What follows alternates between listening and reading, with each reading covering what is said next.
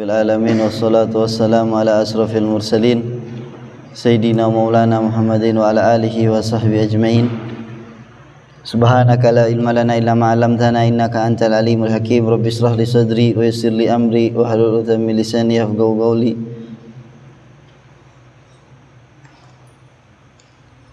Alhamdulillah, masih di dalam penjelasan keutamaan bulan Ramadan, yang mana muallif di dalam kitabnya berkata, laqad dha'afallah lis-sha'imina min ibadihil mu'minin fi syahri ramadan ats-tsawab wal ajr hatta sara al-fard 70 dha'fan amma siwah minal ayyam. Sungguh Allah Subhanahu wa taala telah dha'afa, melipat gandakan bagi orang-orang yang berpuasa dari hamba-hambanya di bulan Ramadan pahala dan balasan hatta saral fard 70 dha'f, sehingga satu kewajiban 70 dha'fan dilipat gandakan seperti 70 kewajiban dari selain bulan Ramadan. Wal umrah fihi ta'dilu hajjah, dan umrah di bulan Ramadan ta'dilu hajjah ma'a Rasulullah sallallahu alaihi wasallam, seperti haji bersama Rasulullah sallallahu alaihi wasallam. Jadi umrah di bulan Ramadan seperti haji, bukan cuma seperti haji, tapi seperti haji bersama Rasulullah sallallahu alaihi wasallam. Jadi ini bagi Allah melipat gandakan pahala di bulan Ramadan yang umrah seperti haji. Kalau seandainya seperti itu saja dilipat gandakan sudah senang. Umrah di bulan Ramadan seperti haji, tapi cuma tidak sampai di situ, seperti haji sama Rasulullah sallallahu alaihi wasallam.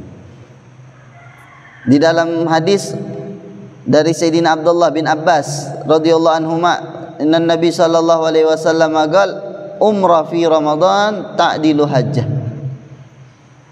Umrah di bulan Ramadan seperti haji. Di dalam riwayat hajjah ma'i, seperti haji bersamaku. Muttafaqun alaih, riwayatkan Bukhari wa Muslim. Wa anhu qala ja'at Ummu Sulaim ila Rasulillah sallallahu alaihi wasallam faqalat hajja Abu Talha wa ibnihi wa tarakani faqala ya Ummu Sulaim umrah fi Ramadan ta'dilu hajjah ma'i. Ja'at Ummu Sulaim, datang Ummu Sulaim, datang Ummu Sulaim kepada Rasulullah sallallahu alaihi wasallam. Faqalat, Ummu Sulaim ini berkata, hajja Abu Talha wa ibnihi wa tarakani, telah haji ya Rasulullah. Jadi Ummu Sulaim ini datang kepada Rasulullah mengeluh, ya Rasulullah, Abu Talha suaminya sama anaknya itu haji, mereka berdua meninggalkan aku. Akhirnya Rasulullah bersabda, ya Ummu Sulaim, wahai Ummu Sulaim, umrah fi Ramadan, umrah di bulan Ramadan seperti haji bersamaku. Galan Hafidz Al-Mundhiri rawahu Ibnu Hibban fi sahih. Hadis sahih yang diriwayatkan oleh Ibn Hibban.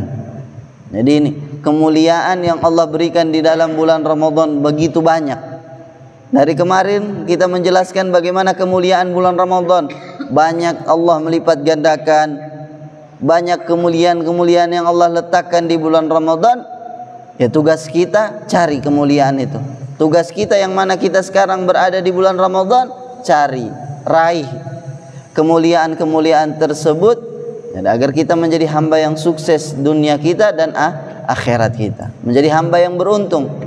Mereka orang-orang yang beruntung, orang-orang yang pandai memanfaatkan waktu mereka.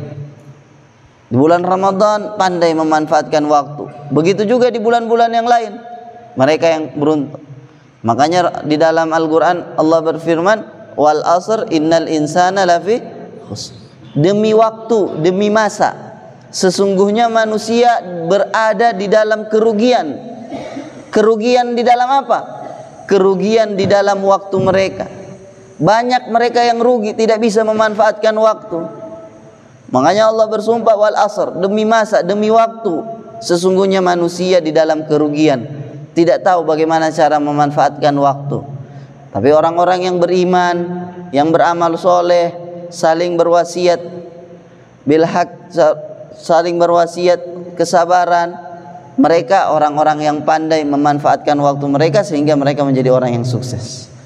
Kemudian bab setelahnya bab yang menjelaskan tentang fadhailus siyam, keutamaan puasa secara umum. Kalau bab kemarin, bab tadi menjelaskan fadhail bulan Ramadan, kemuliaan bulan Ramadan secara khusus. Tapi ini menjelaskan sekarang bab yang menjelaskan keutamaan puasa secara umum. Puasa di bulan Ramadan dan puasa di selain bulan Ramadan. Fadailus siyam an Abi Hurairah radhiyallahu anhu qala Rasulullah sallallahu alaihi wasallam qala Allah taala. Hadis diriwayatkan Sayyidina Abi Hurairah, Rasulullah sallallahu alaihi wasallam bersabda, qala Allah taala, hadis qudsi. Kullu amal ibni Adam lahu illa shaum fa innahu li wa ana ajzi bih. Semua amal ibn Adam lahu untuknya, illa shaum, kecuali puasa. Fa innahu li, sesungguhnya puasa li untukku, wa ana ajzi bih, dan saya sendiri yang akan membalasnya. Wasiyamu junnah, puasa merupakan tameng. Fa idza kana yaum shaum ahadikum fala yarfus wala yaskhab, fa in sabahu ahad aw qatalahu falyaqul inni shaim. Wasiyam junnah, puasa merupakan tameng.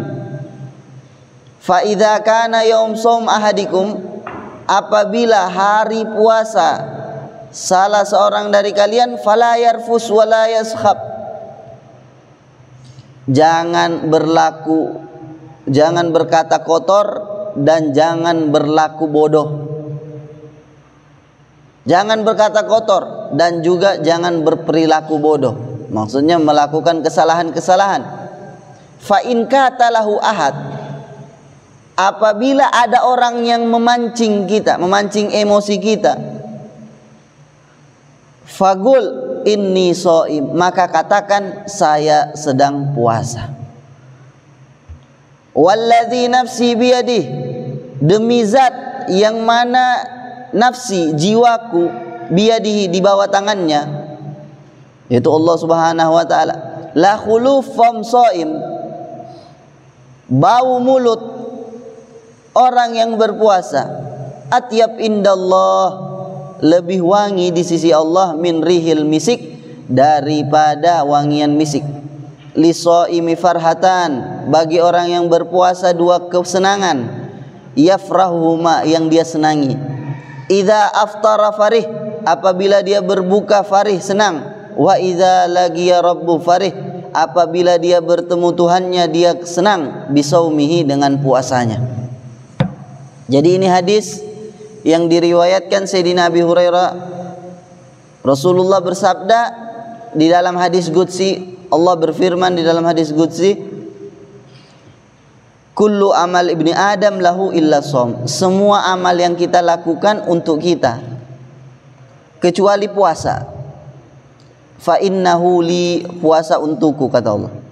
Wa ana ajzibi, dan saya sendiri yang akan membalasnya. Saya sendiri yang akan kasih hadiahnya. Saya sendiri yang akan kasih gajiannya. Jadi ini kesenangan bagi orang-orang yang berpuasa khusus. Kita, Allah sendiri yang kasih, ini khusus. Di waktu gajian, di waktu nanti pemberian hadiah, di waktu nanti pemberian pahala, orang-orang semuanya amalan dikasih. Pahala puasa mana pahalanya? Nanti khusus sama Allah Subhanahu wa taala. Senang. Khusus sama Allah pasti pahalanya besar. Sedangkan tidak dikasih tahu. Makanya ulama berkata setiap amal itu ada pahala tertentu. Amal ada pahala tertentu. Sholat pahalanya sekian, ini pahalanya sekian, zikir pahalanya sekian. Kecuali puasa. puasa pahalanya tidak diberitahu di dalam Al-Quran, di dalam hadis. Pahalanya khusus langsung kita terima langsung dari Allah Subhanahu wa ta'ala. Dan Allah Subhanahu wa ta'ala pasti akan memberi sesuai dengan kedermawanannya.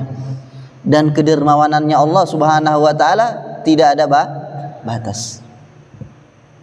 Kalau orang kaya saja bilang sama kita, ada orang kaya dia bilang sama kita, saya kasih hadiah sama kau nanti khusus di rumah. Pasti kita senang, oh ini kaya dia, pasti banyak dia kasih. Karena dia bilang hadiah khusus di rumah, pasti banyak, pasti besar. Itu manusia, kedermawanannya mereka terbatas. Bagaimana Allah Subhanahu wa ta'ala yang berfirman kepada kita, nanti pahalamu khusus sama saya. Dan kedermawanannya Allah tidak ada batas.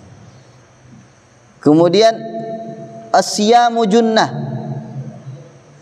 Dia bilang asyam, puasa, junnah, tameng. Puasa tameng dari api neraka. Puasa tameng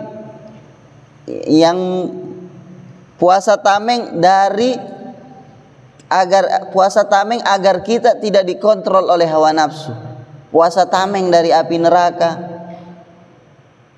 Kalau orang tidak mendidik nafsunya dengan rasa lapar, dia nanti akan dikontrol oleh hawa nafsu.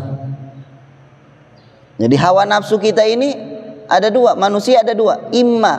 Yang pertama mereka yang dikontrol oleh hawa nafsunya, dan yang kedua mereka yang mengontrol hawa nafsunya. Cuma dua manusia.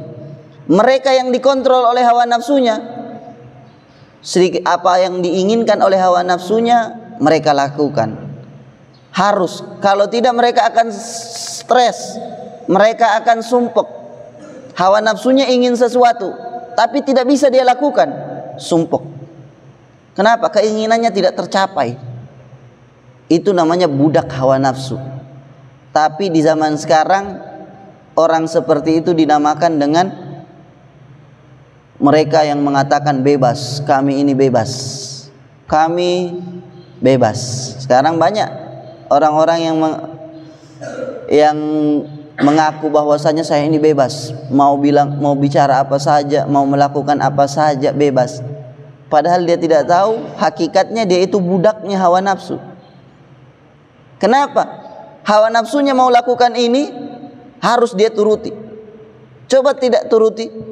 Kalau seandainya engkau mengaku bebas, mengaku engkau ini orang yang bebas, orang yang merdeka, coba hawa nafsumu menginginkan sesuatu kau tidak turuti, pasti kau akan sumpek, pasti kau akan gelisah. Jadi hakikatnya orang yang mengaku merdeka, mengaku bebas, apa saja yang saya mau lakukan, itu hakikatnya orang yang ditundukkan atau yang diperbudak oleh keinginan dan hawa nafsunya. Ada orang yang kedua, mereka yang bukan diperbudak, tapi mereka yang memperbudak hawa nafsunya. Mereka yang mengontrol hawa nafsunya sesuai dengan syariatnya Allah Subhanahu wa ta'ala, sehingga dia tidak dikontrol kecuali oleh langsung Allah Subhanahu wa ta'ala. Hawa nafsunya dia kontrol. Dia kontrol harus sesuai dengan syariatnya Allah. Hawa nafsunya ingin ini, dia lihat itu sesuai dengan syariat atau tidak. Tidak, jangan. Ini kau. Dan mengontrol hawa nafsu harus dengan cara-cara yang susah, yang kita susahkan, kita bebankan hawa nafsu. Salah satunya dengan puasa. Ketika puasa hawa nafsu kita ingin makan, kita paksa tidak makan, puasa. Hawa nafsu kita ingin santai, tidak ibadah. Hawa nafsu kita ingin hartanya banyak, pingin banyak harta, tidak sedekah. Jadi di bulan Ramadan ini kita dilatih bagaimana kita mengontrol hawa nafsu kita, bukan dikontrol oleh hawa nafsu kita. Yang tadinya kita mau enak, semua orang mau, hawa nafsu kita mau enak, mau makan sekali berkali-kali, malah mau makan yang enak-enak, tidak. Kita kontrol hawa nafsu kita, jangan. Mau makan, tidak ada makan. Dari pagi sampai sore tidak ada makan. Kita kontrol dia. Kita bebankan dia dengan perkara yang berat. Dia mau tidur, mau santai, jangan. Ibadah, santai, tidak. baca Quran. Dia mau enak-enak, tidak sedekah. Dia mau uang biar banyak, kumpul uang, jangan sedekah di bulan Ramadan, pahalanya banyak.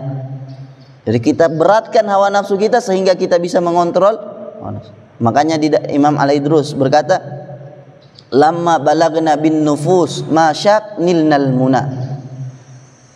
Ketika aku memaksakan nafsuku dengan hal-hal yang berat, nilna muna, kata dia, aku mendapatkan kesuksesan, kemerdekaan yang sesungguhnya mereka yang tidak dikontrol oleh hawa nafsu mereka. Terus siapa yang mengontrol mereka? Yang mengontrol mereka Allah dan Rasulnya, melewati syariat. Itu mereka yang merdeka.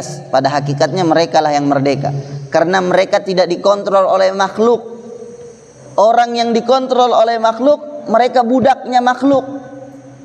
Tapi mereka yang dikontrol oleh Allah, mereka budaknya Allah Subhanahu wa ta'ala, Tuhannya makhluk semuanya. Jadi mereka orang-orang yang merdeka. Jadi kebalikan, mereka yang mengaku merdeka padahal mereka budaknya hawa nafsu. Dan mereka yang menuduh orang-orang ahli ibadah, orang-orang yang terikat, pada hakikatnya ahli ibadah, orang-orang yang ahli ibadah mereka lah orang-orang yang merdeka. Karena ahli ibadah mereka hanya dikontrol oleh Allah, Tuhan. Adapun mereka yang mengaku merdeka, mereka yang dikontrol oleh hawa nafsu, mereka dikontrol oleh makhluk. Hawa nafsu makhluk. Bahkan hawa nafsu ini makhluk yang ada di dalam dirimu. Dia kecil, bagian dari dalam dirimu, tapi dia sudah mengontrol dirimu yang lebih besar darinya. Jadi makanya dibilang puasa tameng. Tameng dari api neraka, juga tameng agar kita tidak dikontrol oleh hawa nafsu kita. Kita kasih berat, kita kasih puasa, kita kasih yang berat-berat biar kita kontrol hawa nafsu. Tapi kalau orang biarkan hawa nafsunya berkembang terus, akhirnya lama-lama dikontrol. Dan itu terbukti. Coba tes, kita sudah terbiasa, hawa nafsu kita sudah terbiasa enak-enak. Coba tes satu kali kita tinggalkan yang enak-enak, gelisah gitu, kepikiran, stres, bahkan ada yang sampai stres. Kenapa? Hawa nafsunya sudah terbiasa dengan itu. Dia sudah diperbudak sama hawa nafsunya di dalam hal itu. Tapi kalau orang yang beriman, apa saja ada. Makanya Rasulullah di dalam sifat biografinya Rasulullah, syama'ilnya Rasulullah, apa Rasulullah? Kana sallallahu alaihi wasallam ya'kul ma wajad wa yalbas ma wajad. Rasulullah makan apa yang ada, pakai pakaian apa yang ada. Tidak harus makan yang ini. Apa yang ada Rasulullah makan. Pakai pakaian apa yang ada. Tidak dikontrol oleh hawa nafsunya. Rasulullah yang kontrol. Orang tidak sekarang kalau tidak makan yang ini tidak enak. Harus makan yang seperti ini baru dia rasa enak. Itu dikontrol oleh hawa nafsunya. Hawa nafsunya karena kepingin yang seperti itu. Kalau tidak makan seperti itu gelisah dia, tidak suka, tidak mau makan, stres apa. Kenapa? Dikontrol. Sudah diperbudak oleh hawa nafsunya di dalam hal itu. Orang yang tidak dikontrol oleh hawa nafsunya, makan ini, makan. Ini, makan. Ada ini, makan. Dia tidak dikontrol oleh hawa nafsunya. Jadi makanya di sini dalam hadis bilang as-shaum junnah, puasa tameng. Fa idza kana yaum shaum ahadikum, apabila puasa hari puasa salah seorang dari kalian, jangan berkata kotor, karena perkataan kotor dapat melubangi tameng. Dan juga jangan berlaku bodoh, karena perlakuan bodoh, yang dimaksud perlakuan bodoh, perlakuan maksiat. Karena perlakuan bodoh dapat melubangi tameng. Tidak ada faedahnya. Yang tadinya tameng dari api neraka, kalau tamengnya bolong, apa faedahnya dari tameng tersebut? Makanya Rasulullah di sini jangan berlaku bodoh, jangan berbicara kotor.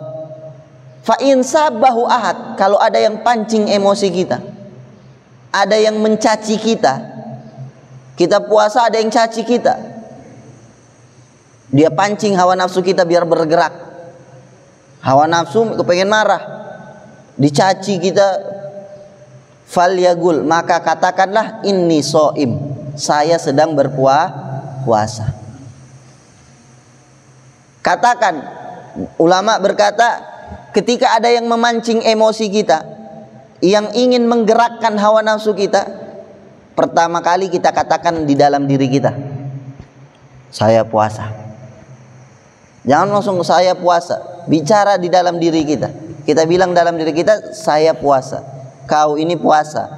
Orang puasa tidak pantas. Orang puasa berarti berada di dalam ibadah. Orang beribadah tidak pantas untuk mencela. Orang ibadah tidak pantas membalas celaan dengan celaan. Jadi ada yang mencela kita, memaki kita, bilang sama diri kita, saya puasa. Kita puasa, kau puasa. Kenapa? Orang puasa ibadah. Ibadah tidak pantas ada yang cela kita balas cela. Jangan. Tapi kalau orang terus, kata ulama, kalau dia terus mencaci kita, memancing emosi kita, yang kedua kali kita bilang sama dia, bicara dengan kuat, inni shaim, saya puasa. Jadi pertama kali bilang sama diri kita, kedua kali bilang sama dia, saya sedang berpuasa. Biar dia tahu, kau sekarang ini lagi mengganggu, lagi mencela orang yang sedang ibadah, dosanya lebih besar. Jadi kita bilang, pertama kita sudah, tetap dia cela, tetap dia maki kita, tetap dia pancing emosi kita, bilang sama dia, saya ini puasa, ini shaim, saya puasa. Engkau jangan mengganggu, mencaci, memaki, memancing emosi orang yang ibadah.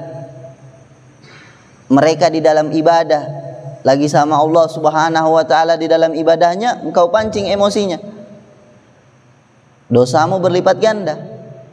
Jadi kedua kali baru kita bilang sama dia. Jadi falyaqul inni shaim, katakan bahwa saya sedang berpuasa. Kemudian dia bilang, walladzi nafsi biyadihi khalufu fam shaim ahdikum atyab indallah min rihil misik. Bau yang keluar dari mulut ketika kita berpuasa, ketika kita menahan lapar, tidak makan, tidak minum, akibat perut kosong. Akibat perut kosong ada bau yang tercium dari mulut tersebut, itu Allah akan gantikan nanti di hari kiamat seperti rih misik. Allah akan gantikan dengan rih misik nanti di hari kiamat. Walis-shaimi farhatan, bagi orang yang berpuasa ada dua kebahagiaan. Farhah, idza aftara farih wa idza laqiya rabbu farih. Bagi orang yang berpuasa ada dua kebahagiaan. Apabila dia berbuka, senang. Apabila dia bertemu dengan Allah, dia akan senang. Jadi senang. Senang ketika berbuka, senang kenapa? Ketika berbuka, kalau kita lihat, ketika berbuka kenapa kita senang? Yang pertama, senang karena Allah sudah izinkan lagi kita makan. Senang karena kalau setelah lapar kita diizinkan makan. Bagaimana seandainya ada orang kena musibah, tiba-tiba musibahnya tersebut hilang, tiba-tiba penyakitnya Allah angkat, pasti senang. Begitu juga kita lapar satu hari, waktu maghrib, ayo makan, buka puasa, oh senang. Jadi itu senang tabiat. Kata ulama itu senang tabiat. Ada yang senang ketika kita dapatkan ketika berbuka puasa, dan ini senang ibadah. Apa itu? Senang bahwasanya kita diberikan taufik dari Allah Subhanahu wa ta'ala, ibadah kita sempurna pada hari itu. Jadi ketika dia berbuka dia senang. Ada senang tabiat, ya lapar, makan, enak, senang. Itu senang tabiat. Tapi ada senang yang di atas dari itu. Apa itu? Ketika dia berbuka dia senang. Senang kenapa? Allah sudah sempurnakan puasa dia. Allah kasih dia taufik, sempurna puasa dia dari pagi sampai maghrib. Akhirnya dia senang karena itu. Itu namanya senang dengan ibadah. Dan ini senang yang mendapatkan pahala. Qul bi fadlillahi wa bi rahmati fa bidzalika falyafrah. Jadi senang karena ibadahnya dia senang. Yang kedua, idza laqiya rabb, apabila dia bertemu dengan Tuhannya, dia akan senang dengan puasanya. Nanti di hari kiamat dia akan senang ketika melihat pahala puasa yang tadi. yang Allah khususkan, yang Allah sembunyikan. Ketika dia bertemu dengan Allah, Allah berikan pahala yang Allah sembunyikan, dia akan senang dengan pahala tersebut. Kemudian di hadis setelahnya, di riwayat Imam Bukhari, yatruk ta'amahu wa syarabahu wa syahwatahu min ajli as-siyamu li wa ana ajzi bih wal hasanah bi asyri amthaliha. Mereka yang berpuasa yatruk ta'amahu, meninggalkan makanannya, wa syarabahu, meninggalkan minumannya, syahwatnya dan syahwatnya, min ajli, karena Allah, asyamuli, maka berpuasa untukku dan saya sendiri yang akan membalasnya. Wal hasanah, satu kebaikan, bi asyri amthaliha, mendapatkan 10 kalinya. Satu pahala, satu kebaikan, mendapatkan pahala 10 kalinya. Jadi ini kemuliaan bagi orang yang berpuasa. Dallallahu ta'ala ala sarafi siyam haitsu nasabahu ilaih wa dha'afa thawab ila ad'afin katsirah. Wa tawalla subhanahu al-jaza' lis-shaimin walillahi darrul ga'il. Dia bilang dallalallah ala syarafi siyam. Allah telah menunjukkan atas kemuliaan berpuasa. Haitsu nasabahu ilaih, ketika Allah menisbahkan puasa kepadanya. Jadi puasa mulia karena apa? Allah menisbahkan puasa kepadanya. Asyamuli, puasa untukku, kata Allah. Wada'afat thawab, dan Allah melipat gandakan pahala ila ad'afin katsirah, kepada lipatan yang banyak. Wa tawalla subhanahul jaza' lis-shaimin, dan Allah sendiri yang tawalla, yang akan membalas bagi orang-orang yang puasa. Walillahi darrul ga'il, man kana yashku azmada'i dhunubihi falyati fi ramadan bab tabibihi wa yafuz man arafa siyamu bi tibihi awalaysa qala Allahu fi targhibihi as-shaum li wa ana alladhi ajzi bih. Dia bilang walillahi darrul ga'il, beruntung orang yang berkata seperti ini. Man kana yashku azmada'i dhunubihi, barang siapa yang mengeluh besarnya penyakit dosanya, falyati fi ramadan, maka datanglah di bulan Ramadan. Babu tabibihi, pintu dokternya. Siapa pintu dokternya? Yaitu Allah Subhanahu wa taala. Wa yafuzu man arafa siyam bi tibi, dan beruntung bagi orang yang mengetahui puasa.